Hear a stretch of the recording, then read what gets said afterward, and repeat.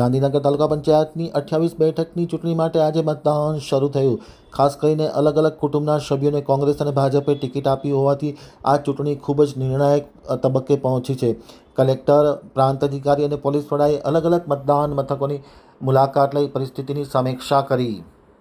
Gandhinagar આમતક news બ્યુરોમાંથી જે કે પટેલનો એક વિસ્તૃત અહેવાલ। ગાંધીનગર તાલુકા પંચાયતની 28 બેઠક માટે આજે મતદાન સવારના શરૂ થયું હતું। તે પૂર્વે મોકવેલ કરવામાં આવ્યું હતું। ત્યારબાદ સવારના 7 કલાકે મતદાન શરૂ થયું હતું।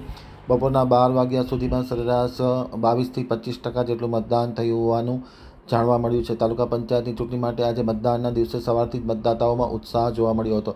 સવારથી સિનિયર સિટીઝનો મતદાન કરવા માટે નીકળ્યા હતા। ઉલ્લેખનીય છે કે આજે મોટા પ્રમાણમાં સમૂહ લગ્ન યોજાઈ રહ્યા હોવા છતાં પણ મતદાતાઓ મતદાન કરવા માટે પહોંચી ગયા એ લોકશાહી માટે ખૂબ જ ઉજળું પાસું છે। અમારા પ્રતિનિધિ જે કે પટેલ જણાવે છે કે 28 બેઠકો માટે શાંતિપૂર્ણ મતદાન થયું છે। ખાસ કરીને સૌથી અગત્યની ગાંધીનગર તાલુકા પંચાયતની ચૂંટણીમાં મહત્ત્વની બાબત એ છે કે બંને પક્ષો એટલે કે કોંગ્રેસ અને ભાજપ બંને પક્ષોએ કુટુંબના ઉમેદવારોને ક્યાંક કોંગ્રેસે ટિકિટ આપી છે તો ક્યાંક ભાજપે ટિકિટ આપી છે।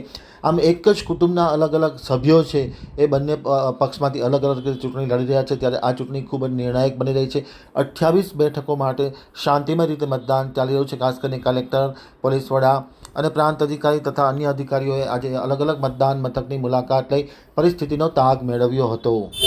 અત્યારે માહોલ બહુ સારો છે, બધાને બહુ ઉત્સાહ છે અને એ બધા મતદાન કરવા માટે અમદાવાદથી બી આવ્યા છે। એમ મેરેજમાં જવા પહેલાં સમૂહ છે અમારો, એ નાના બાર સમાજનો સમૂહ છે, એના પહેલાં અમારું મતદાન થઈ રહ્યું છે। બધા મતદાન કરીને ગયા અને ફરી બી આવશે, વરરાજા સાથે આવવાના અને માહોલ બહુ સારો છે। પ્રચારમાં બહુ મસ્ત સારું રિવ્યુ બને છે અને બસ સારું વિકાસ એવું કામ માટે છે એટલે એ બધા સારું છે। રિસ્પોન્સ બહુ સરસ છે। લગ્ન સિઝન છે એના કારણે મતદાન ઘટે એવું લાગે છે કે સાંજ સુધીમાં વધુ સારું? ના, લગ્ન સિઝન હોવા છતાં બી આપણે સારું એવું મતદાન થશે એવી